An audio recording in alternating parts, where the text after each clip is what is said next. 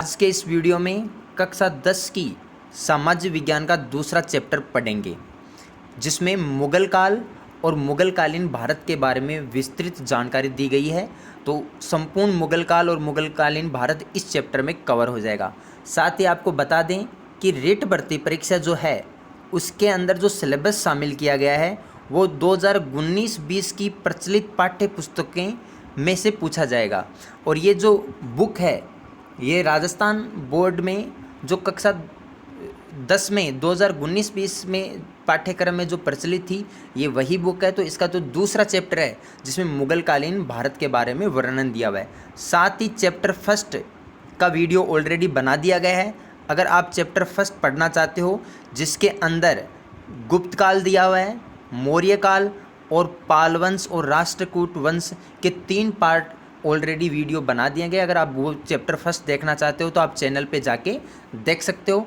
आज इस चैप्टर में हम दूसरा चैप्टर पढ़ेंगे जिसमें मुगलकालीन और मुगल काल और मुगलकालीन भारत के बारे में पूरा विस्तृत जानकारी प्राप्त करेंगे। तो चलो वीडियो स्टार्ट करते हैं। सबसे पहले कुछ बेसिक जानकारी है जिनको हम पढ़ लेते हैं। भारत पर लगातार विदेशी आक्रांतों ने आक्रमण किया। भारतीयों ने इन आक्रमणों का वीरतापूर्वक प्रतिरोध किया और संघर्ष किया। भारतीयों ने प्रारंभिक अरबी और मुस्लिम आक्रांतों को पराजित करके खदेड़ दिया। अमर खलीफा के समय 636 ईस्वी में अरबों द्वारा पहला समुद्री आक्रमण ढाणे पर हुआ। अरबों का जो पहला आक्रमण था वो ढाणे पर हुआ। उसके बाद में आगे पढ़ते हैं। किताब फुतुह अल बुदान में उल्लेख है कि अरबों का यह अभियान विफल रहा। इसके बाद बड़वास और सिंध के डेबाल बंदरगाहों पर अरबों द्वारा आक्रमण किया गया। यह आक्रमण भी असफल रहा। चचनामा में उल्लेख मिलता है कि डेबाल के संघर्ष में अरब सेना नायक मधुइरा पराजित हुआ और मारा गया। उसके बाद में आगे देखिए, ये इसका थोड़ा सा बेसिक पार्ट है तो इसको जल्दी जल्दी अपन कवर कर लेते हैं। उसके बाद में आगे पढ़ते हैं। 712 ईस्वी में मोहम्मद बिन कासिम ने व सिंध के राजा दाहिर के मध्य भयानक संघर्ष हुआ। ये आपको ध्यान रखना है। बाबा धूरी ने लिखा, ये बाबा धूरी है, इन्होंने लिखा कि भयंकर संघर्ष हुआ ऐसा जैसा कि कभी सुना नहीं गया हो, कभी नहीं सुना गया हो। चचनामा में उल्लेख है कि काफिर उस समय जो गैर मुस्लिम थे उनको काफिर बोलते थे। काफिरों ने अरबों को चारों ओर से जकड़ लिया और जिस बहादुरी और दृढ़ता से लड़े, इसके कारण इस्लाम की पूरी फौज घबरा गई और तार हो गई। इस बीच संयोगवश एक तीर राजा दाहिर के सीने पर लगा, इस कारण राजा की मृत्यु हो गई। इसके बाद राजकुमार जयसिया और सम्राज्ञी रानी बाई किले की रक्षा के लिए डटे रहे। उसके बाद में आगे देखिए, मोहम्मद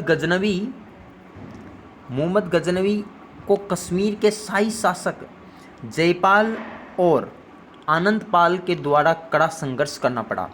मोहम्मद गौरी को भी पृथ्वीराज चौहान के हाथों कई बार पराजित होना पड़ा। कुछ परिस्थितियां ऐसी बनी कि 1206 ईस्वी तक भारत में मुस्लिम राज्य की शुरुआत हो गई। यानी कि भारत में जो मुस्लिम राज्य की जो शुरुआत है वो 1206 ईस्वी के अंदर, लगभग 1206 ईस्वी में भारत में मुस्लिम राज्य की शुरुआत होगी। इसके उपरांत भी भारतीयों द्वारा लगातार विदेशी शक्तियों के विरुद्ध संघर्ष जारी रहा और ये भारतीय संघर्ष स्वतंत्रता आंदोलन तक चलता रहा। भारतीयों ने प्रतिकार और संघर्ष को अनवरत रखा। अब सबसे पहले बात करते हैं दिल्ली सल्तनत। तो दिल्ली सल्तनत में क्या होता है, 1206 ईस्वी से 1526 ईस्वी तक यामिनी इल्बरी या गुलामवश कुतुबुद्दीन ऐबक, तो ये कुतुबुद्दीन ऐबक 1206 ईस्वी से 1210 ईस्वी का राज्यारोहण 1206 ईस्वी में हुआ। यानी कुतुबुद्दीन ऐबक का जो राज्यारोहण है, यानी राजाभिषेक कह सकते हैं आप, 1206 ईस्वी में हुआ। इसे लाख बख्श भी कहा जाता है, लाख बख्श नाम दिया गया इस राजाभिषेक को। इसकी राजधानी उस समय लाहौर थी। इसके दरबार में हसन निज़ामी को संघर्ष मिला था। कुतुब मीनार की पहली मंजिल ऐबक द्वारा बनवाई गई थी। कुतुब मीनार का शेष भाग इल्तुतमिश ने पूरा करवाया था। तो ये आपको ध्यान रखना है कि जो कुतुब मीनार है, इसकी जो पहली मंजिल है वो इनके द्वारा बनवाई गई थी, ठीक है, कुतुबुद्दीन ऐबक के द्वारा। और जो शेष भाग है कुतुब मीनार का, वो किनके द्वारा बनवाया गया था? इल्तुतमिश के ने पूरा करवाया। प्रसिद्ध सूफी संत ख्वाजा कुतुबुद्दीन बख्तियार काकी की स्मृति में कुतुब मीनार का निर्माण करवाया गया था। तो किनकी स्मृति में कुतुब मीनार का निर्माण करवाया गया हुआ है? कुतुबुद्दीन बख्तियार काकी की स्मृति में। उसके बाद में आगे देखिए, समकालीन कुतुब मीनार का शेष भाग ये हो गया। समकालीन इस्लामिक साहित्य में ऐसा उल्लेख है, सन 1210 ईस्वी में चौगान पोलो खेलते हुए घोड़े से गिरकर ऐबक की मृत्यु हो गई, यानी 1210 में कुतुबुद्दीन ऐबक की मृत्यु हो गई। उसके बाद में आता है इल्तुतमिश 1210 ईस्वी से लेकर 1236 ईस्वी तक, और यह ऐबक का दामाद और उत्तराधिकारी था। इसे मुस्लिम साम्राज्य का वास्तविक संगठनकर्ता माना जाता है। यानी कि मुस्लिम साम्राज्य की जो नींव है, यह आपको ध्यान रखना है, मुस्लिम साम्राज्य की जो नींव है वो कुतुबुद्दीन ऐबक के द्वारा 1206 ईस्वी में भारत में रखी गई थी। तो 1206 ईस्वी में मुस्लिम साम्राज्य की नींव मानी जाती है और कुतुबुद्दीन ऐबक के द्वारा मानी जाती है। उसके बाद में इल्तुतमिश था, ये इनका वास्तविक संगठनकर्ता माना जाता है। उसके बाद में आगे देखिए, इसमें हम पढ़ते हैं, इल्तुतमिश ने रणथंबोर जीत लिया था। इल्तुतमिश जो था, उन्होंने आक्रमण करके रणथंबोर जीत लिया था। 1223 ईस्वी में सुल्तान ने मालवा पर आक्रमण कर भिल्ला के दुर्ग को जीत लिया था। 1223 ईस्वी में सुल्तान ने मालवा पर आक्रमण किया और भिल्ला के दुर्ग को जीत लिया था। ग्वालियर और जालोर पर भी इसका अधिकार हो गया था। ख्वारिज्म शाह के पुत्र मकबरनी को सहायता नहीं देकर इल्तुतमिश ने मंगोल चंगेज खां से दुश्मनी मोल नहीं ली। यानी कि ये था उस समय इनके बीच, ख्वारिज्म शाह और मंगोलों के बीच संघर्ष चल रहा था, तो इसको सहायता इन्होंने नहीं दी थी। उसके बाद में आता है रजिया सुल्तान। तो रजिया सुल्तान का जो कार्यकाल था वो 1236 ईस्वी से 1240 ईस्वी तक माना गया है। रुकनुद्दीन फिरोज शाह की हत्या के बाद इल्तुतमिश की पुत्री रजिया सुल्तान बनी। ये इल्तुतमिश की जो पुत्री थी, ये सुल्तान बनी। इल्तुतमिश ने रजिया को उत्तराधिकारी चुना। परंपरावादी और कट्टरपंथी तुर्की अमीरों ने रजिया का विरोध किया। रजिया ने पर्दा त्याग दिया और पुरुषों के समान कुब्बा, कोट और टोपी पहनने लगी। उसने मलिक जलालुद्दीन याकूत को अमीर अखुर यानी अश्वशाला का प्रधान नियुक्त कर दिया था,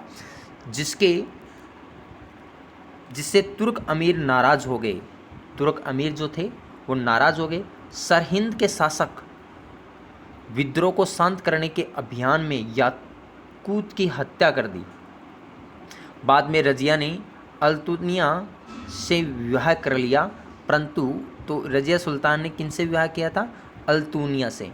परंतु 1240 ईस्वी में उन दोनों को मार डाला गया और 1240 से 1242 ईस्वी तक बहराम शाह और 1242 से 1246 तक मसूद शाह और 1246 से 1265 ईस्वी तक नासिरुद्दीन मोहम्मद ने सत्ता संभाली। ये इनका कार्यकाल है। तो बेसिकली कोई मिलान चिन्ह से संबंधित कोई क्वेश्चन आ जाता है तो वहाँ आपको इसको ध्यान रखना है।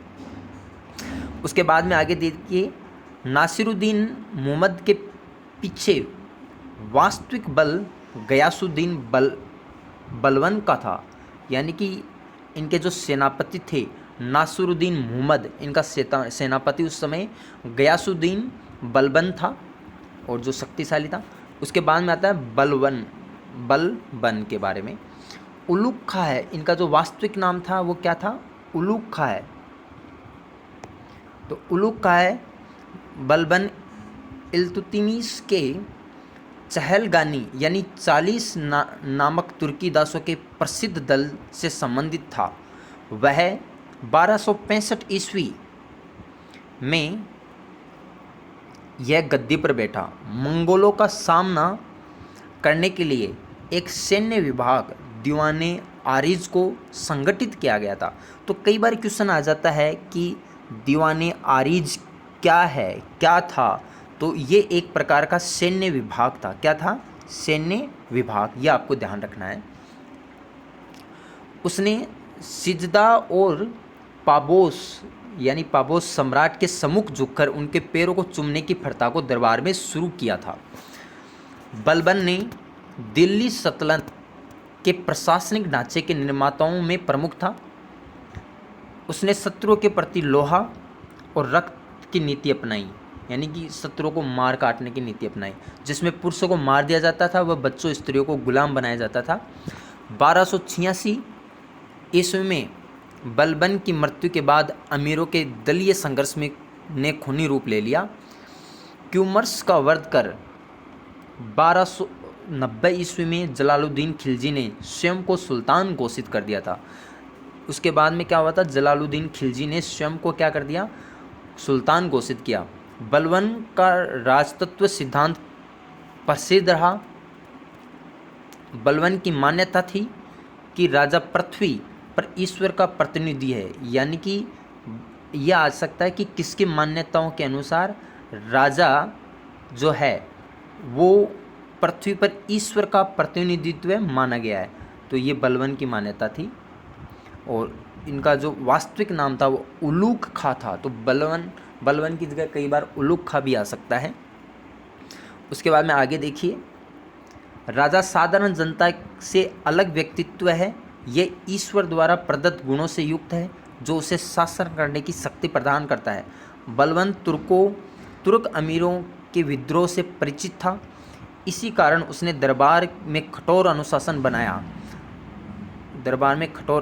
बनाया। कानून व्यवस्था की स्थिति को व्यवस्थित करना, चोरों डाकुओं का दमन और राजपूत जमींदारों के शासन विरोधी विद्रोह को कुचलना उनका प्रमुख कार्य था।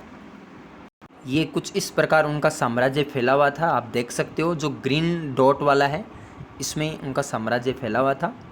ये यहाँ उनका साम्राज्य फैला हुआ था, यहाँ तक ये उनका साम्राज्य वाला क्षेत्र है। और ये राजस्थान का राजपूतों का क्षेत्र है। उसके बाद में आगे बढ़ते हैं। इसके अंदर खिलजी वंश और उनके साम्राज्य के बारे के अंदर विस्तृत जानकारी अपने यहाँ से प्राप्त करते हैं। तो खिलजी वंश और उनका साम्राज्य। तो खिलजी वंश की जो नींव है वो 1290 से 1320 ईस्वी तक है। खिलजी वंश का प्रथम शासक जलालुद्दीन फिरोज खिलजी था। जो खिलजी वंश है उसका जो प्रथम शासक था वो कौन था? जलालुद्दीन फिरोज खिलजी था, जो 1290 ईस्वी से 1296 ईस्वी तक था, जो 70 वर्ष का था। उनके भतीजे और दामाद अलाउद्दीन ने इलाहाबाद, उनका जो भतीजे और एक तो भतीजा था, एक दामाद था अलाउद्दीन ने, इलाहाबाद में उसका 1296 ईस्वी में धोखे से वध कर दिया था। तो जलालुद्दीन फिरोज खिलजी का वध कर दिया गया उनके दामाद और भतीजे के द्वारा। स्वयं सुल्तान बन गए। और उसके बाद में क्या हुआ? स्वयं सुल्तान बन गए। अपने 20 वर्षों के शासन में कुछ अपने सुधारों को लेकर अलाउद्दीन की चर्चा होती रही, यानी कि अलाउद्दीन ने क्या किया? जलालुद्दीन फिरोज खिलजी की हत्या कर दी और खुद सुल्तान बन गए, जो उनके दामाद थे अलाउद्दीन। अब अलाउद्दीन के बारे में आगे बात कर रहे हैं अपन। उसने सिक्कों पर अपना उल्लेख द्वितीय सिकंदर के रूप में करवाया। तो द्वितीय सिकंदर के रूप में किसका उल्लेख मिलता है? अलाउद्दीन का। उसके शासन में कश्मीर और बंगाल शामिल नहीं थे। गुजरात के बघेला राजपूत राजा राय कर्णदेव के खिलाफ सैन्य अभियान किया। तो ये बघेला राजपूत था गुजरात का, उनके खिलाफ सैन्य अभियान अलाउद्दीन ने जारी किया। अलाउद्दीन ने 1301 में रणथंभौर और 1303 में चित्तौड़ पर आक्रमण किया। जो मोस्ट इम्पोर्टेंट अब तक जो क्वेश्चन थे उनमें सबसे महत्वपूर्ण क्वेश्चनों में से शामिल है। ध्यान रखना है आपको कि अलाउद्दीन ने कब आक्रमण किया? 1301 में तो रणथंभौर पर आक्रमण किया। उसके बाद में 1303 के अंदर चित्तौड़ पर आक्रमण किया। ये दोनों डेट ध्यान रखनी है। सबसे पहले रणथंभौर पर 1301 में और फिर 1303 में चित्तौड़ पर आक्रमण किया। गुजरात अभियान के दौरान उसे अपार संपदा मिली, संपदा प्राप्त हुई।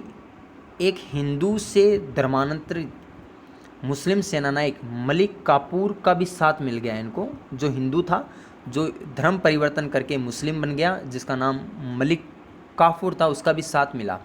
इस मलिक काफूर की सहायता से ही अलाउद्दीन खिलजी दक्षिणी भारत में प्रवेश कर सका। तो अलाउद्दीन खिलजी दक्षिणी भारत में प्रवेश करने के लिए किससे सहायता ली थी? तो आपको ध्यान रखना है किससे सहायता ली थी? मलिक काफूर, ठीक है। उसके बाद में आगे देखिए, मलिक काफूर ने देवगिरी,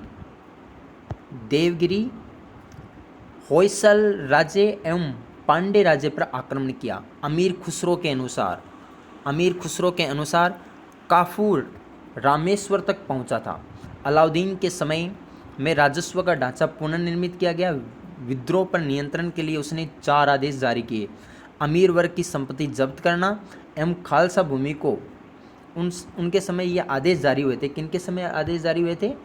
अलाउद्दीन के समय। क्या क्या आदेश? कि अमीरों की संपत्ति जब्त कर ली जाए, खालसा भूमि को कृषि योग्य बनाकर राजस्व में वृद्धि की जाए, दिल्ली में मद्य निषेध हो और गुप्तचर प्रणाली का संगठन हो।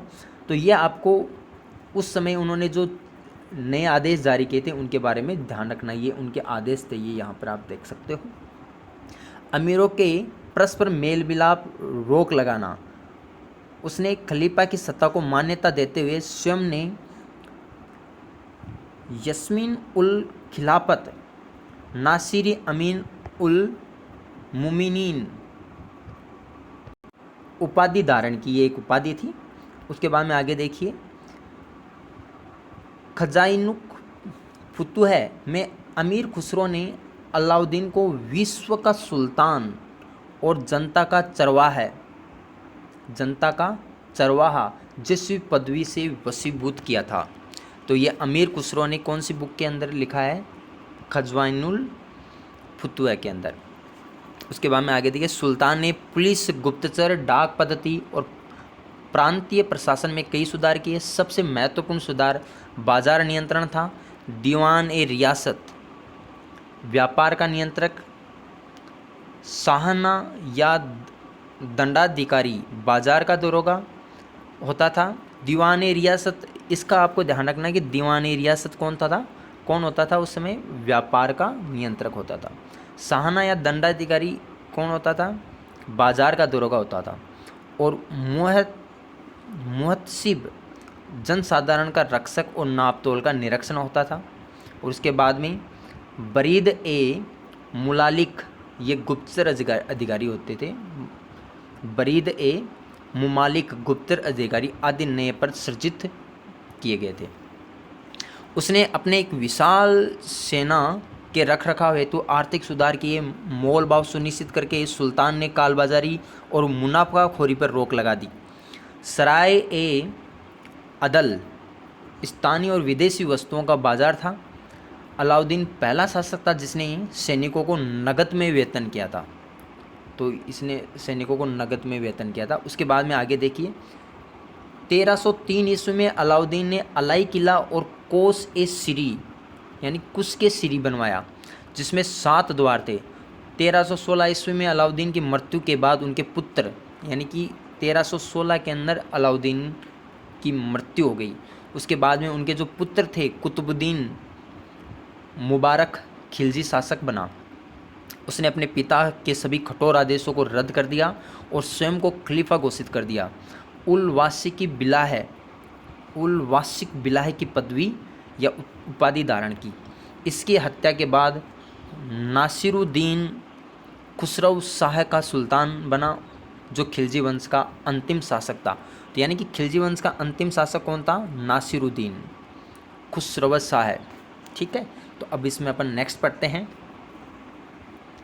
ये मानचित्र दिया हुआ है कि जो खिलजी वंश है वो किस प्रकार कहाँ तक अपना साम्राज्य उनका फैला हुआ था। उसके बाद में आगे देखिए तुगलक शासक, तो उसके बाद में अपन पढ़ते हैं तुगलक शासक के बारे में।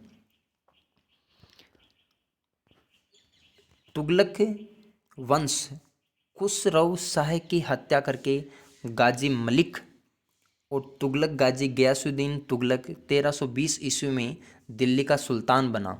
सुल्तान बनते ही उसे प्रांतीय विद्रोह का सामना करना पड़ा। तो जो तुगलक वंश का जो संस्थापक है वो कौन है? गयासुद्दीन तुगलक। तो इसने क्या कर दिया था? नासिरुद्दीन खुसरो शाह की हत्या कर दी थी। ये आपको ध्यान रखना है, ये यहीं पे आप अभी अभी आपने पढ़ा होगा। इनका जो पूरा नाम है, देखो इस प्रकार से एग्जाम में क्वेश्चन आ सकता है कि कई बार तो पूरा नाम दे देता है, कई बार आधा ही इसमें देता है। पूरा नाम था नासिरुद्दीन खुसरो शाह, और यह कई बार शॉर्ट में भी दे देता है खुसरो शाह। इनकी हत्या करके गयासुद्दीन तुगलक क्या बना? तुगलक शासक बना था। अब आगे देखिए, तो खुसरो शाह की हत्या करती गयासुद्दीन तुगलक, और इसने तुगलक शासक की नींव डाली। सुल्तान बनते ही उसने प्रांतीय विद्रोह का सामना करना पड़ा। तेलंगाना के राजा प्रताप रुद्रदेव के खिलाफ उसने अपने पुत्र जुन्ना खां को वारंगल भेजा था। जाजन नगर उड़ीसा में सैन्य अभियान किया। उसने उलूक खां, यानी जिनका नाम जुना खां की विजय हुई थी उस समय, उलूक खां जो उनका बेटा था जुना खां, उनकी विजय हो गई थी। गयासुद्दीन का अंतिम सैनिक अभियान बंगाल के विद्रोह का दमन था। दिल्ली वापसी पर आयोजित स्वागत समारोह में एक लकड़ी के भवन के गिरने से 1325 ईस्वी में उनकी मृत्यु हो गई। तत्पश्चात उनका पुत्र जुन्ना खां मुहम्मद तुगलक के नाम से सुल्तान बना। जुन्ना खां मुहम्मद तुगलक के नाम से सुल्तान बन गया था। उनका नाम मुहम्मद तुगलक परिवर्तित कर दिया गया था। इसका नाम कई संज्ञाओं में जोड़ा गया। अंतर्विरोधों का विस्मरणीय मिश्रण, रक्त का प्यासा आदि, मतलब कि इनके जो अनेक नाम से इनको संबोधित किया गया था। अंतर्विरोधों का विस्मयकारी मिश्रण और रक्त का प्यासा, इनको तुगलक खां को, मोहम्मद तुगलक को इस नाम से, जिनका पूरा नाम जुन्ना खां था, इस नाम से भी जाना गया। आगे देखिए, मोहम्मद तुगलक के समय तुगलक साम्राज्य 23 मुक्तों यानी प्रांतों में बटा हुआ था। बरनी सुल्तान की 5 मुख्य योजनाओं का वर्णन करता है। दोआब में करवरदी और देवगिरी को राजधानी बनाना, सांकेतिक मुद्रा का प्रचलन, खुरासान पर आक्रमण और कराचिल की ओर अभियान। तो ये थोड़ी सी बेसिक जानकारी थी। आगे देखिए, सुल्तान ने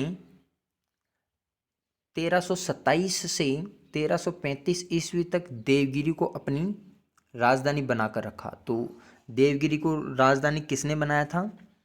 तो मोहम्मद तुगलक ने। तो अब इनको जुना खां या मोहम्मद तुगलक, किसी भी नाम से, दोनों नाम आपको ध्यान रखने हैं।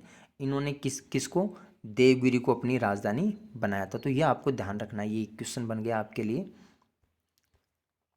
आगे देखिए, इसमें देवगिरी को अपनी राजधानी बनाया, उसका नाम दौलताबाद रखा। 1330 ईस्वी में तांबे और कांसे के मिश्रित सांकेतिक सिक्के चलाए गए। लोगों ने जाली सिक्के बनाना आरंभ कर दिया, अतः सांकेतिक मुद्रा बंद करनी पड़ी।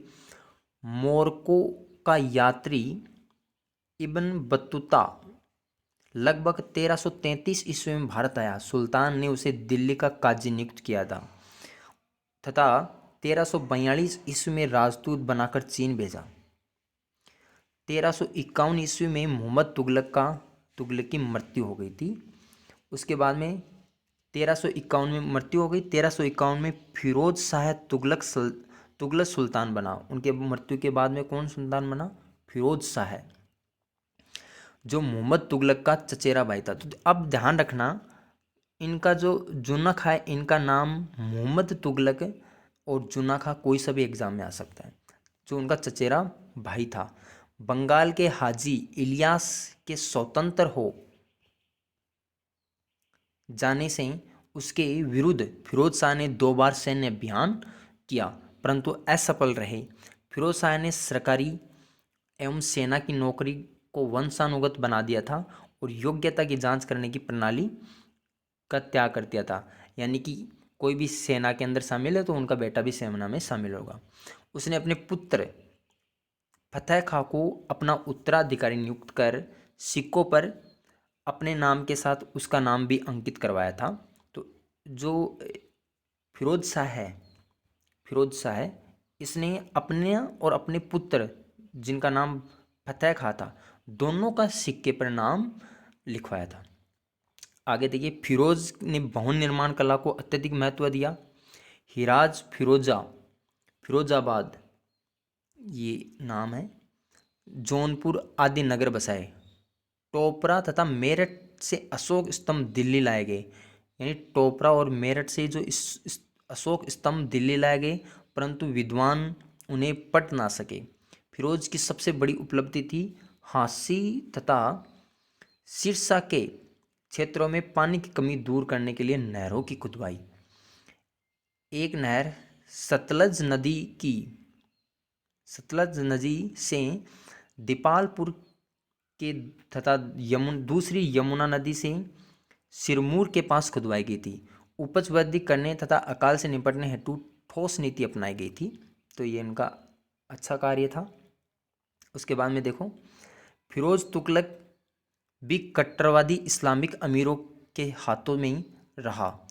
उसने न केवल ब्राह्मणों पर जजिया नामक कर लगाया, यानी कि इन्होंने फिरोज जो तुगलक था, इन्होंने ब्राह्मणों पर जजिया नामक कर लगाया था, यह आपको ध्यान रखना है। बल्कि मुस्लिम विचारधारा सिया समर्थक व्यक्तियों को मृत्युदंड भी दिया। गैर इस्लामी सजाएं समाप्त कर दी। गैर शरीयत कर यानी 24 हटा दिए गए। केवल 4 मुख्य कर रखे: खराज, जकात, खम्स तथा जजिया। दासों की संख्या में असाधारण वृद्धि, यानी कि 1,80,000 हुई।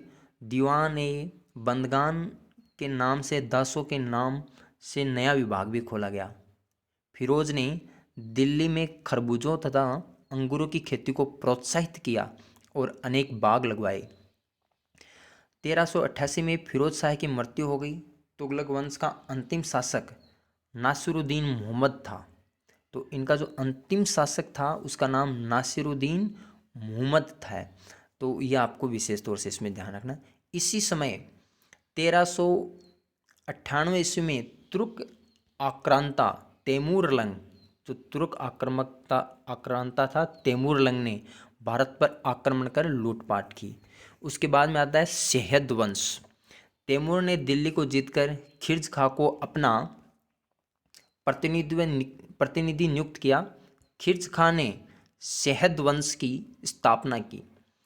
उसके बाद में 1414 से 1421 ईस्वी तक शासन करने के बाद खिर्ज खां ने न तो कभी शाह की उपाधि धारण की और न ही अपने नाम के सिक्के चलाए। इसके बाद मुबारक शाह 1421 से 1434 ईस्वी तक शासन रहा। इसने सर्वशाह की उपाधि धारण की थी। उसके बाद में आता है लोधी वंश। अंतिम शहद शासक आलम शाह ने स्वेच्छापूर्वक दिल्ली का शासन त्याग दिया और बहलोल लोधी ने 1451 ईस्वी में दिल्ली पर अधिकार कर लिया। दिल्ली पर तुर्कों के बाद पहली बार अफगान साम्राज्य का शासन हुआ। तो मोहम्मद लोदी ने दिल्ली पर उस समय बहलोल लोदी ने 1451 पर दिल्ली पर अधिकार कर लिया था। तो लोधी वंश का साम्राज्य हो गया दिल्ली पर। उसने जौनपुर के मोहम्मद शाह सारखी के दिल्ली पर अधिकार करने के प्रयास को असफल कर दिया। 38 वर्ष शासन करने के बाद 1489 ईस्वी में उनकी मृत्यु हो गई। इसके बाद उनका पुत्र निजाम शाह सिकंदर शाह की उपाधि धारण कर सुल्तान बना। तिरहुत, बिहार और बंगाल तक उसने साम्राज्य का विस्तार किया। इसका न्याय प्रबंध राजस्व सुधार प्रसिद्ध है। भूमि की नाप और उसके आधार पर भूमि कर नियत करने का कार्य किया।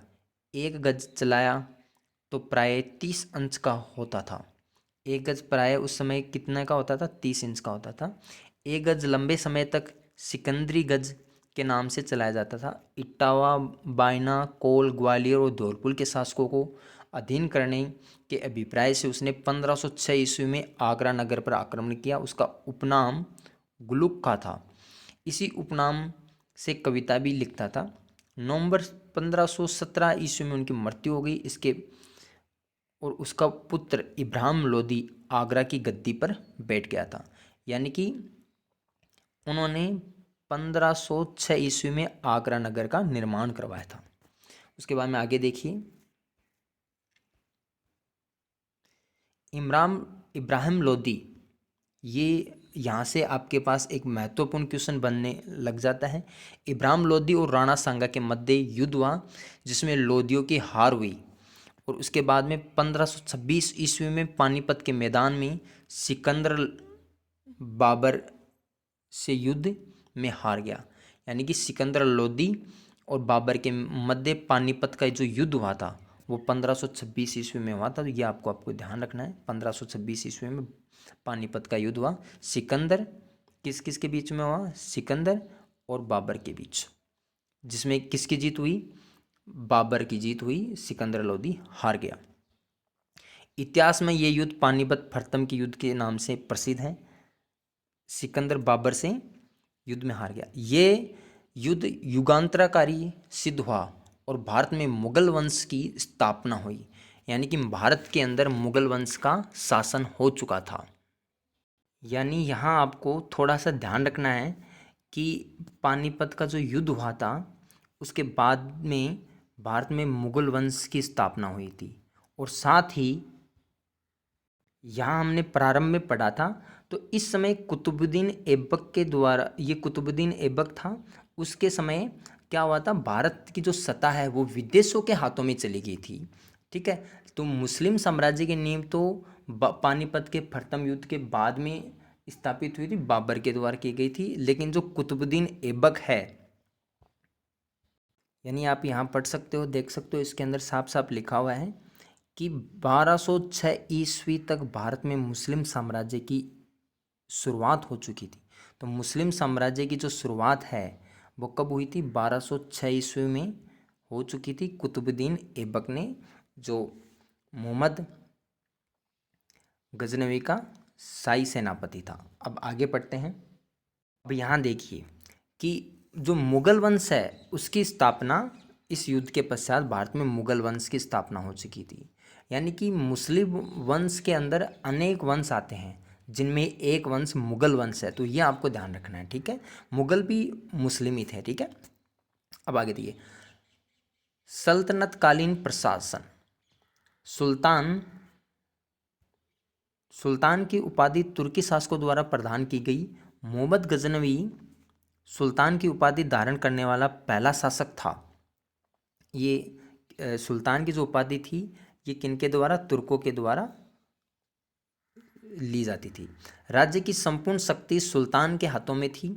वह पूर्णतया प्रधान न्यायाधीश, राजनीति एवं मजहब दोनों क्षेत्रों का अधिपति होता था। सुल्तान से अपेक्षा की जाती थी कि वे उलेमा वर्ग की राय माने। अमीर किनको कहा जाता था उस समय? सुल्तान की शक्ति पर अमीर वर्ग का प्रभाव रहा। अमीरों के 2 वर्ग, तुर्क और गैर तुर्क थे। इल्तुतमिश की काल में 40 अमीरों का समूह चहलगानी कहलाता था। इल्तुतमिश के समय 40 अमीरों का जो समूह उसको चहलगानी कहा जाता था।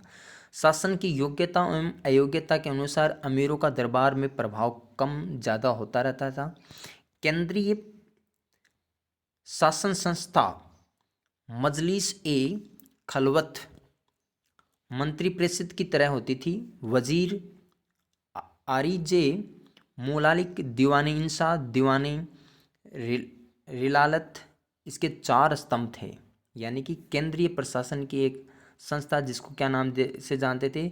मजलिस ए खलवत मंत्रिपरिषद की तरह ही होती थी और जिसके 4 स्तंभ होते थे, एक तो वजीर, एक आरिजे मुमालिक, दीवाने इंसा और दीवाने रिलालत। ये कोई ध्यान खास नहीं है। आगे देखिए, वजीर का कार्यकाल दीवाने विजारत कहलाता था, इसे वित्त विभाग कहा जा सकता है। मुस्तौफी यानी महालेखा परीक्षक, खजीन यानी खजांची और मजम आदार हिसाब संग्रहकर्ता का इस विभाग के थे। ठीक है, और ये आप यहाँ पर मुगल साम्राज्य देख सकते हो कि मुगल साम्राज्य कहाँ तक विस्तृत हो चुका था। ठीक है, अब आगे देखिए, जलालुद्दीन खिलजी ने दीवाने वकूफ और अलाउद्दीन ने दीवाने ए मुस्तखराज विभाग की स्थापना की थी। ये वित्त विभाग के अंतर्गत ही आते थे। मोहम्मद तुगलक ने भूमि को कृषि योग्य बनाने हेतु दीवाने अमीर कोही की स्थापना की। दीवाने इंसा पर शाही पत्र व्यवहार का दायित्व था। दीवाने रियासत का कार्य विदेशी मंत्री की तरह था। सदर उस सुदूर धर्म विभाग का प्रमुख होता था। ये थोड़ा सा ऐसे ही है, बेसिक है। आगे देखिए, जो सिख जिले का राजस्व अधिकारी होता था, सिख क्या होता था, जिले का जो राजस्व अधिकारी होता था उसको सिख कहा जाता। अंततः 1206 से 1526 ईस्वी तक दिल्ली की सल्तनत कालीन में साम्राज्य सीमा तत्कालीन सुल्तान की सैनिक शक्ति के अनुसार घटती बढ़ती रही है।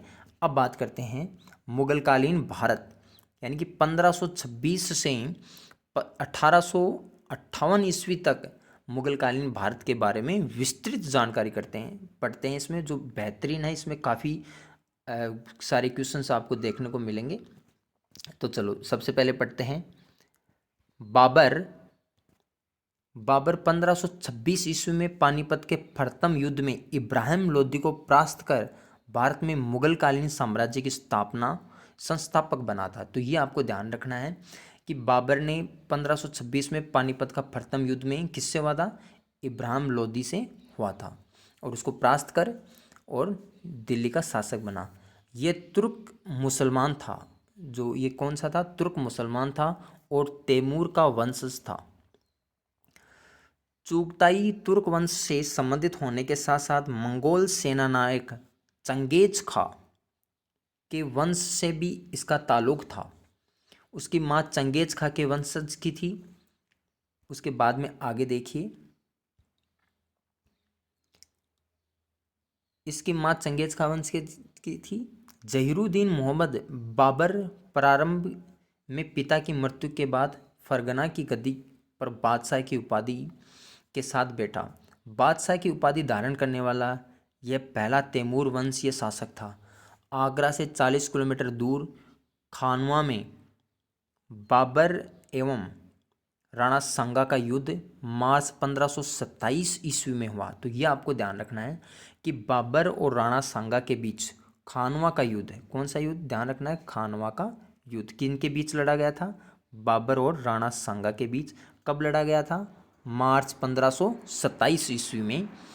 बाबर ने ये युद्ध, इस युद्ध के अंदर जो युद्ध नीति अपनाई गई थी, बाबर ने ये युद्ध तुलगुमा पद्धति से लड़ा एवं जिहाद का नारा दिया गया था, क्योंकि बाबर की इस युद्ध में भयंकर हार हो रही थी। विजय होने के बाद बाबर ने गाजी की उपाधि धारण की थी। इस युद्ध में जब खानवा के युद्ध में विजय हो गया था, उसके बाद में बाबर ने गाजी की उपाधि धारण की थी। 1528 ईस्वी में बाबर ने चंदेरी के मेदिनी राय को परास्त किया। 1528 में किनके साथ, जो चंदेरी के मेदिनी राय को परास्त किया। 1529 में घाघरा के युद्ध में बाबर ने अफगानों को परास्त किया। बाबर की मृत्यु 26 दिसंबर 1530 को ईस्वी को हुई। इसे यमुना के किनारे आगरा के रामबाग में दफनाया गया। बाद में बाबर की इच्छा के अनुसार उसे काबुल में दफनाया गया। बाबर ने अपने दिनचर्या की पुस्तक तुर्की भाषा में लिखी थी, जिसका नाम बाबरनामा था। या फिर तो बाबरनामा किसने लिखी थी? बाबर ने खुद ने लिखी थी। इसका जो दूसरा नाम मिलता है तुजुके बाबरी। अबुर रहीम खान खाना ने इसे बाद में फारसी में अनुदित किया था। किसने? फारसी में भी इसका अनुवाद किया गया। उसके बाद में पढ़ते हैं हुमायूं। बाबर के बाद उनका पुत्र नासिरुद्दीन हुमायूं शासक बना। हुमायूं ने अपने भाई कामरान को काबुल, जो हुमायूं था उसने अपने भाई कामरान को काबुल और कंधार अस्करी को संभालने के लिए दे दिया। हिंदाल को अलवर और मेवात और अपने चचेरे भाई सुलेमान को बदखा प्रदेश दिया। हुमायूं ने दीन पनाह नामक नए शहर की स्थापना की। हुमायूं ने किसकी? दीन पनाह नामक शहर की स्थापना की। उसने मालवा व गुजरात पर आक्रमण किया था। किसने? हुमायूं ने। हुमायूं व अफगान शासक शेर खां के मध्य बक्सर के निकट चौसा नामक स्थान पर 1529 ईस्वी में युद्ध हुआ था, जिसमें मुगलों की परास्त हो गई थी, यानी हुमायूं हार गया था। और चौसा की जीत के बाद शेर खां ने शेर शाह की उपाधि धारण की और अपने नाम के सिक्के चलाए। शेर शाह का वास्तविक नाम फरीद खां था। 1540 ईस्वी में कन्नौज या बिलग्राम का युद्ध शेर शाह और हुमायूं के मध्य हुआ। हुमायूं हार कर भाग गया। दिल्ली की सल्तनत शेर शाह के अधिकार में चली गई। निर्वासित जीवन में ही उसने भटकल के पास शेख अली अख्तर की लड़की हमीदा से शादी की और आगे चलकर अकबर की माँ बनी। यानी कि जो अकबर की माँ थी उसका नाम क्या है? हमीदा। ठीक है। और ये शेर शाह सूरी जो है उनका पुत्र है, अकबर की माँ बनी। धीरे धीरे हुमायूं ने कंधार और काबुल को जीता, यानी हुमायूं वापस कंधार और काबुल को जीत लिया। हिंदुस्तान को पुनः जीतने के प्रयास में 1555 ईस्वी में उसने लाहौर पर कब्जा किया। उसने नसीब खां और तातार खां के नेतृत्व वाली अफगान सेना को मच्छीवाड़ा के युद्ध में हराकर पंजाब वापस जीत लिया। ये जो मच्छीवाड़ा का युद्ध है ये पंजाब के लिए लड़ा गया था। जून 1555 ईस्वी में सरहिंद के निकट अफगानों को परास्त किया गया। अफगानों का नेतृत्व सिकंदर सूर और मुगलों का नेतृत्व बैरम खां ने किया। इसके बाद 23 जुलाई 1555 ईस्वी को हुमायूं दूसरी बार दिल्ली की गद्दी पर बैठा, यानी हुमायूं ने वापस दिल्ली को जीत लिया। लेकिन कुछ समय बाद ही 24 जनवरी 1556 ईस्वी को वह दीन पनाह में स्थित पुस्तकालय की सीढ़ियों से फिसल गया और गहरी चोट के कारण मर गया। हुमायूं अफीम के नशे में चूर था। वह ज्योतिष में आस्था रखता था, इसलिए उसने सप्ताह में 7 दिन 7 रंग के कपड़े पहनने का नियम बनाया था। उसके बाद में आता है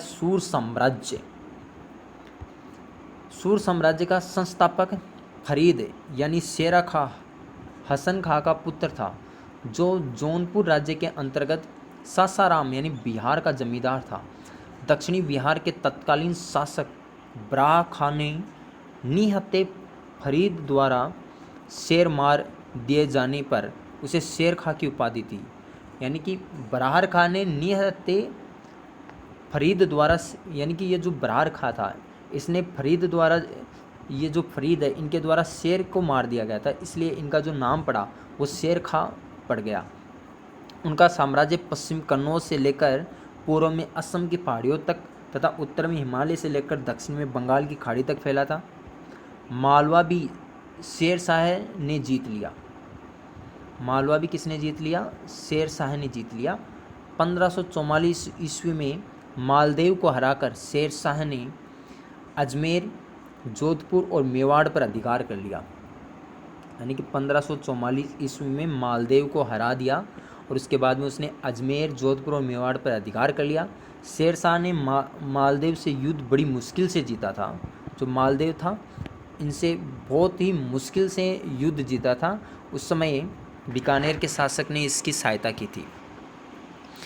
उसके बाद में आगे देखिए, जबकि जेताकुपा ने वीरतापूर्वक संघर्ष किया, तभी शेर शाह ने कहा था, मैं मुट्ठी भर बाजरे के लिए हिंदुस्तान की सल्तनत को खो देता। यानी कि ये जो युद्ध हुआ था ये बहुत ही भयंकर युद्ध हुआ था। और उस समय जो मालदेव था वो जोधपुर का शासक था। और उस समय जोधपुर और बीकानेर के शासक के बीच अनबन चलती थी। और जब शेर शाह ने मालदेव पर आक्रमण किया तो ये हारने वाला था। तो उसने बीकानेर के शासक से सहायता मांगी और कहा कि आप इस युद्ध में मेरी सहायता करो, मैं जोधपुर का शासक आपको बना दूंगा। और उस समय उसने, इनके जो सेनापति थे मालदेव के, उनका नाम था जेता और कुपा। ये आपको ध्यान रखना है, जेता और कुपा। और उस युद्ध के बाद शेर शाह ने कहा था कि मैं मुट्ठी भर बाजरे के लिए हिंदुस्तान की बादशाह को खो देता। मेवाड़ पर भी उनका सांकेतिक अधिकार ही हो पाया था। उसके बाद में आगे देखिए, 1544 ईस्वी में कालिंजर के युद्ध के दौरान बारूद में विस्फोटक होने के कारण शेरशाह की मृत्यु हो गई। शेरशाह के बाद इस्लाम शाह ने 1553 ईस्वी तक शासन किया, लेकिन बाद में अयोग्य उत्तराधिकारियों के आपसी संघर्ष में सूर साम्राज्य का पतन हुआ। शेरशाह के सुधार और निर्माण प्रसिद्ध हैं। उसने भूमि माप एवं लगान को व्यवस्थित कर गलाबक्सी या बटाई, नक्श मुक्ताई या कनकूद और नकदी या जब्ती प्रचलित की। 4 बड़ी सड़कें एवं अनेक सरायों का निर्माण किया। उसने सबसे लंबी सड़क बंगाल के सानौर गांव से लेकर पेशावर तक थी, जिसका अस्तित्व आज भी है। ये सड़क ग्रांड ट्रंक रोड के नाम से विख्यात है। मुद्रा डलाई में भी सुधार करते हुए उसने तांबे का 380 ग्रेन का दाम तथा चांदी का 178 ग्रेन का दाम जारी किया। सासाराम बिहार में एक झील के मध्य अपने मकबरे का निर्माण करवाया। यह मकबरा डमरू की आकृति वाला दिखाई देता था, जिस पर हिंदू मंदिरों का प्रभाव है। ये शेरशाह सूरी कालीन जो सिक्के थे वो इस प्रकार से थे। उसके बाद में देखिए अकबर के बारे में इसमें हम पढ़ते हैं। अकबर 1556 ईस्वी से 1605 ईस्वी तक। अकबर का जन्म अमरकोट यानी पाकिस्तान के किले में 1542 ईस्वी में हुआ। 13 वर्ष की आयु में 14 फरवरी 1556 को कालानौर में ईंटों का सिंहासन बनाकर बैरम खां ने उनका राजाभिषेक किया। बैरम खां को उनका संरक्षक माना जाता है, यानी कि बैरम खां को अकबर का संरक्षक माना जाता है। अफगान सेनापति हेमू एवं मुगल प्रतिनिधि बैरम खां के मध्य पानीपत की दूसरी लड़ाई 5 नवंबर 1556 ईस्वी को हुई। गर्दन में तीर लग जाने के कारण हेमू बेहोश हो गया और अफगानों की हार हुई। हेमू बिहार के अफगान मोहम्मद आदिल शाह का सुयोग्य हिंदू सेनापति था। वह 22 युद्धों में विजय प्राप्त कर चुका था। वह उसके राजा विक्रमजीत की उपाधि धारण की थी। जो हेमू था उसने राजा विक्रमजीत की उपाधि धारण की थी। अकबर ने 1516 ईस्वी में संगीत प्रेमी बाज बहादुर से मालवा, चुनार का किला और गोंडवाना का किला जीता। उसने सुरजनहाड़ा से रणथंबोर का किला जीत लिया था अकबर ने। राजा रामचंद्र ने कालिंजर का किला अकबर को सौंप दिया था। 1570 ईस्वी में मारवाड़ और बीकानेर दोनों ने अपने किले अकबर को दे दिए। मुजफ्फर शाह ने गुजरात और दाऊद खान ने बंगाल का क्षेत्र भी अकबर ने छीन लिया। महाराणा प्रताप मेवाड़ का मानसिक और आसफ खां के संयुक्त नेतृत्व में मुगल सेना के साथ हल्दी घाटी का विश्व प्रसिद्ध युद्ध 1576 में लड़ा। यानी कि जो महाराणा प्रताप थे उन्होंने किनके नेतृत्व में, इनके जो सेनापति थे महाराणा प्रताप का जो युद्ध हल्दी घाटी का जो युद्ध हुआ था वो मानसिंह और आसफ खां के संयुक्त नेतृत्व में मुगल सेना के साथ हल्दी घाटी का विश्व प्रसिद्ध युद्ध कब हुआ था? 1576 ईस्वी में हुआ था। ठीक है, तो महाराणा प्रताप के बीच और जो मुगल सेना थी जिनके सेनापति कौन कौन थे, एक तो मानसिंह था, एक आसफ खां था, इनके साथ हुआ था। परंतु मुगलों को सफलता प्राप्त नहीं हुई। जी हाँ, मुगल इसमें सफल नहीं हो सके। प्रताप ने मुगलों की अधीनता स्वीकार नहीं की। मुगल सेना के लौटते ही प्रताप ने अपने क्षेत्रों पर अधिकार कर लिया। वह सामंतों को अपनी जागीरें प्रदान कर दी। काबुल, मिर्ज़ा हकीम, कश्मीर यानी यूसुफ, सिंध, मिर्ज़ा जानी बेग, उड़ीसा, कंधार, खालिद पर अकबर ने मुगल सेना ने निर्णायक जीत प्राप्त की। अकबर ने खानदेश का नाम दंदेश रखा। मुगल सेना ने चांद बीबी के प्रबल प्रतिरोध का सामना करते हुए 1600 ईस्वी में अहमदनगर पर विजय प्राप्त की। 1601 ईस्वी में असीरगढ़ पर भी मुगल अधिकार हो गया। यह अकबर की अंतिम विजय थी। 1564 ईस्वी में मालवा के गवर्नर अब्दुल्ला खां के नेतृत्व में उज़्बेकों के विद्रोह का विरोध किया। अकबर ने उज़्बेकों के दोनों विद्रोह को कुचल दिया। 1584 ईस्वी में गुजरात के विद्रोह को कुचलने के कारण अब्दुर रहीम को खान खाना की उपाधि दी गई। यूसुफ जाहियोन के हमले के समय राजा बीरबल एक नवरत्न में शामिल थे। अकबर के जो नवरत्न थे उनमें शामिल था बीरबल की मृत्यु हो गई थी और अकबर स्वयं 1605 ईस्वी में एक लंबी बीमारी के बाद चल बसा। उसने सिकंदरा के मकबरे में दफनाया गया था। यानी अकबर को सिकंदरा के मकबरे में दफनाया गया था। उसने मकबरे पर बौद्ध निर्माण कला का प्रभाव था। अकबर ने गोवा से पुर्तगाली मिशनरियों को बुलवाया। उसने धर्मशास्त्रियों चर्चा करने के लिए फतेहपुर सीकरी में 1575 ईस्वी में इबादत खाना बनवाया था। फतेहपुर सीकरी के अंदर 1581 ईस्वी में दीन ए इलाही नामक धर्म का प्रवर्तन किया था। यानी कि अकबर ने एक धर्म चलाया था जिसका नाम क्या था? दीन ए इलाही। दीन ए इलाही। इस धर्म में सम्मिलित होने वाले पहला हिंदू राजा कौन था? बीरबल था। शेख मुबारिक ने अकबर को इनाम आदिल यानी मुज्जत हिंद घोषित किया। सूफी संत के चिश्ती संप्रदाय का संरक्षण दिया। सूफी मत के चिश्ती संप्रदाय को संरक्षण प्रदान किया। लाहौर एवं आगरा में ईसाइयों को गिरजाघर बनवाया। उसने जैन मुनि हरिविजय सूर्य को जगत गुरु की उपाधि दी थी। और उसके बाद में क्या हुआ? दीन ए इलाही धर्म का प्रधान पुरोहित अब्दुल फजल को बनाया गया था।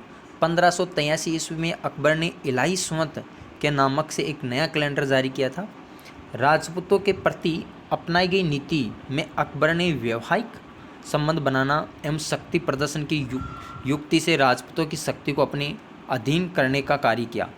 अकबर के साथ संधि करने वाला पहला राजपूत राजा कछवा का बारमल था। जो पहला राजपूत राजा था जिसने अकबर के साथ संधि की थी, कछवा का बारमल था। कछवा राजा बारमल। उसने भगवान दास और राजा मान सिंह को दरबार में उच्च पदों पर नियुक्त किया। डूंगरपुर, बांसवाड़ा, प्रतापगढ़ के राजवंशों ने मुगल अधीनता स्वीकार कर ली, परंतु वे भरतक की बने रहे। 1564 ईस्वी में अकबर ने जजिया कर समाप्त कर दिया था। जो जजिया कर था उसको समाप्त कर दिया था। फतेहपुर सीकरी में 1569 से लेकर 1584 ईस्वी तक शाही राजधानी थी फतेहपुर सीकरी। वहाँ का बुलंद दरवाज़ा जो मस्जिद के दक्षिण द्वार पर है वह अकबर के गुजरात विजय के स्मारक के रूप में बनवाया गया था। उसके बाद में आते हैं जहांगीर। जहांगीर शेख सलीम चिश्ती के नाम पर इसका नाम सलीम रखा गया था। जहांगीर का जो नाम था वो सलीम था, पहले बचपन का नाम क्या था, सलीम। सैन्य सेवाओं के कारण सलीम को 12 हजारी मनसब प्राप्त था, यानी कि इनको कौन सा जो सलीम था इनको 12 हजारी मनसब प्राप्त था।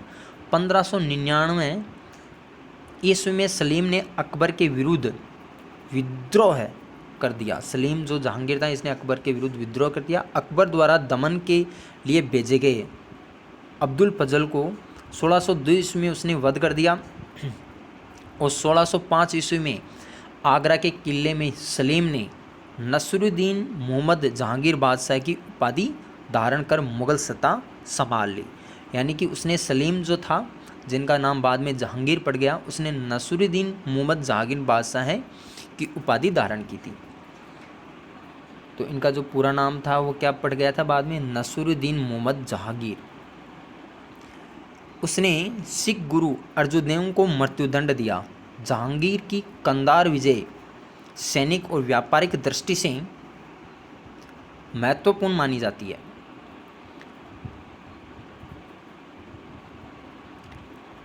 (1611) ईस्वी में जहांगीर ने मेहरुन्निसा नामक विधवा से विवाह करके उसने नूर महल यानी नूरजहाँ की उपाधि दी थी। तो मेहरुन्निसा नामक एक विधवा थी, उसने विवाह कर लिया। बाद में उसे बादशाह बेगम भी बनाया गया।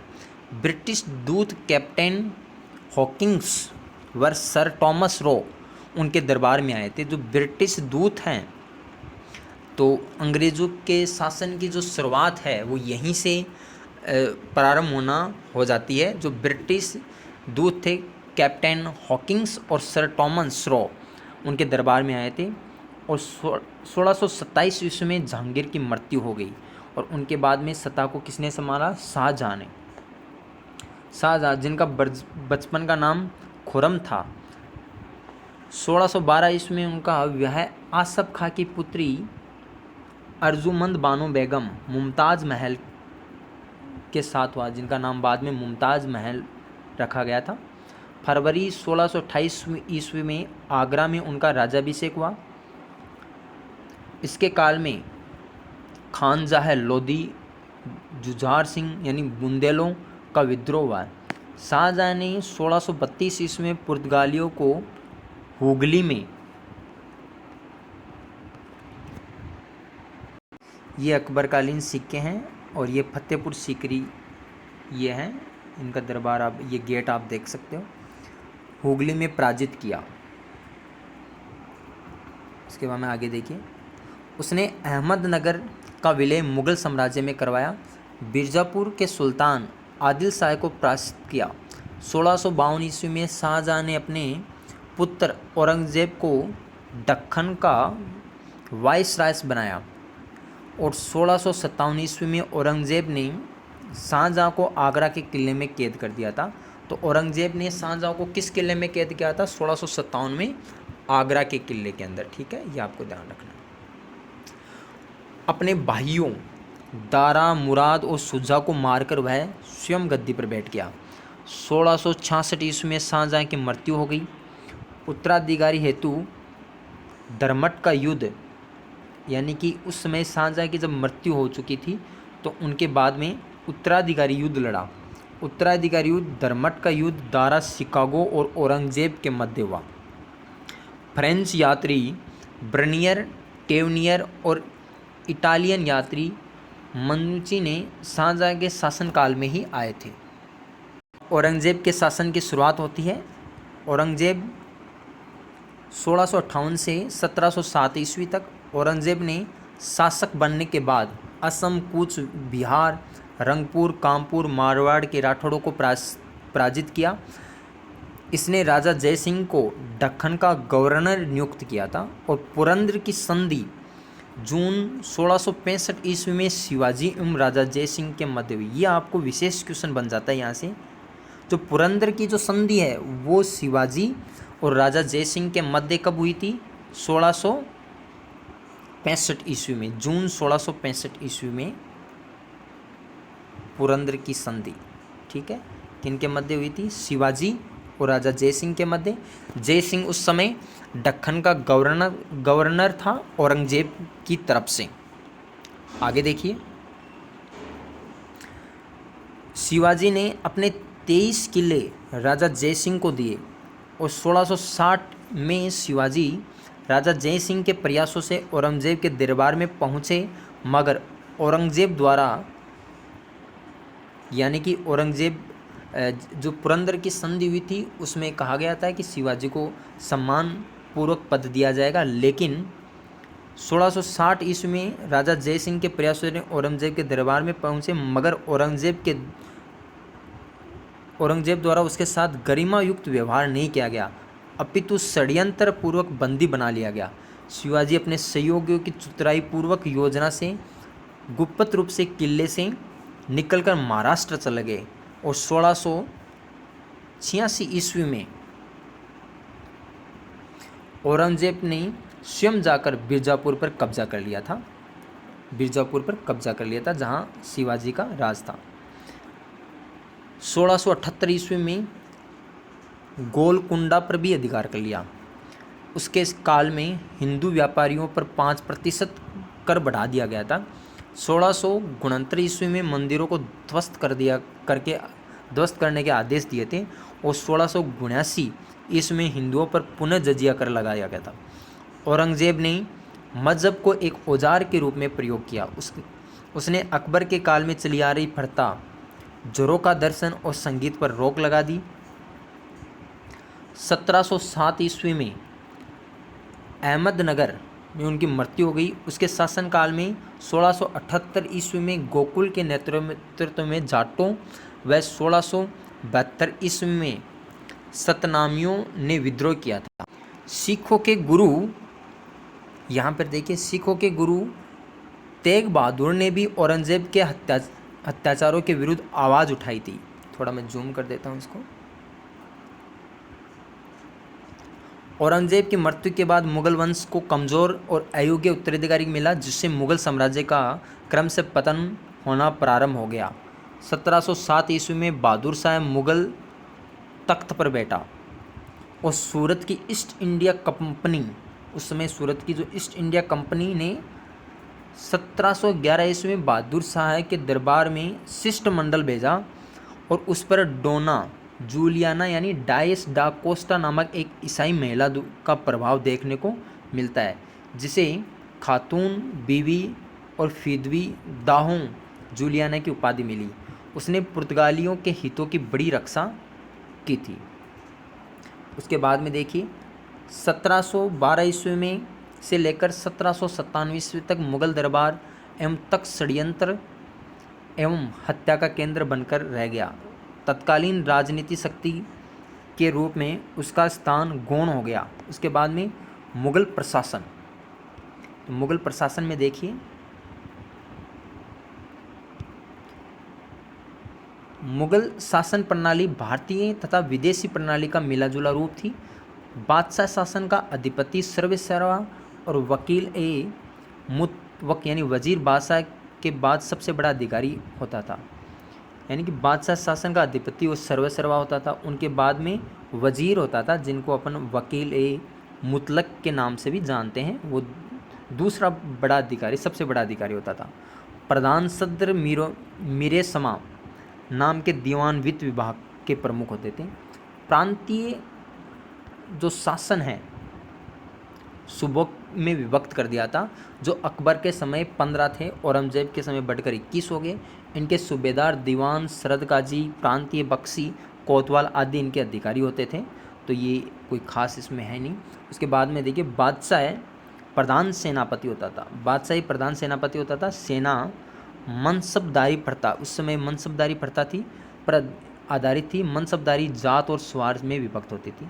उसके बाद में आगे देखिए कि सत्ता के साथ प्रतिरोध और सहयोग, यानी राजस्थान के संदर्भ में जो मुगलों के साथ जो सहयोग था और विद्रोह था उसके बारे में इसके अंदर दिया गया है। तो ये अपन नेक्स्ट वीडियो में पढ़ेंगे। Thank you.